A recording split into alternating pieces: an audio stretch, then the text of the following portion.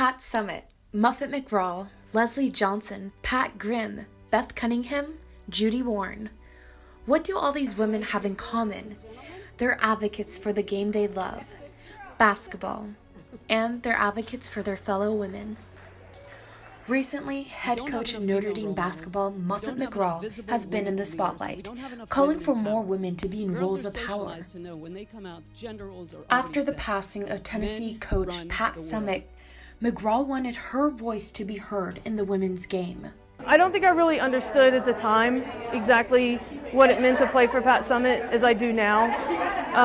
She was a driven woman, and she was driven in everything. The Indiana Basketball Hall of Fame welcomed 12 new inductees into the Women's Hall of Fame.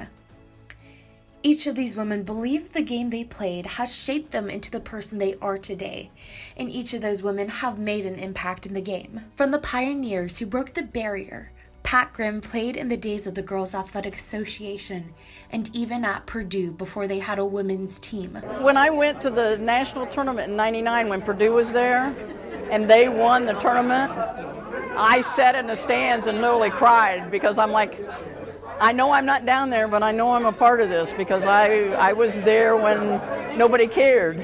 And it just kept building from there. I enabled them to play in Mackey Arena. I enabled them to go to the national tournaments. And I played in the first ever women's national basketball tournament. I have people tell me, I don't think a lot about it, but I have other people tell me, wow, you paved the way. That was awesome. Leslie Johnson grew up dreaming that one day she would be playing basketball overseas, and ended up becoming one of the first players in the WNBA. Because I played in the second year of the WNBA. So there's a piece of me that I'm very proud, feeling like I'm a piece of that pioneering.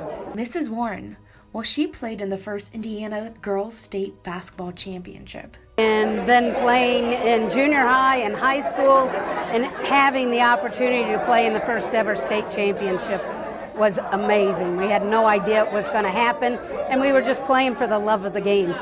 There were a few women that came before me, in '72, that really opened the gates and did all the background work, and I was just one of the first lucky ones to have that and to think that I'm a pioneer and that my influence has meant something to these girls is pretty awesome. But yet again, I was doing it just for the love of the game.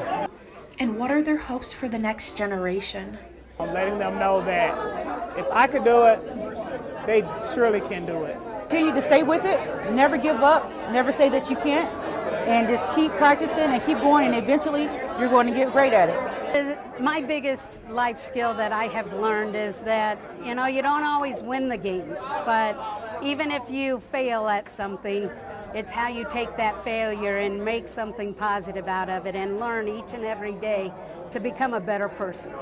The game, whether it is basketball, tennis, soccer, football, there's so much more than a game. Most of these women have learned skills to help them on in life from the sport that they love so dearly. All these millions of girls that play sports across the country, they could come out every day, and we're teaching them great things about life skills. But wouldn't it be great if we could teach them to watch how women lead? And hopefully, like Coach McGraw said, women will run the world, women will have the power, and women will be making the decisions.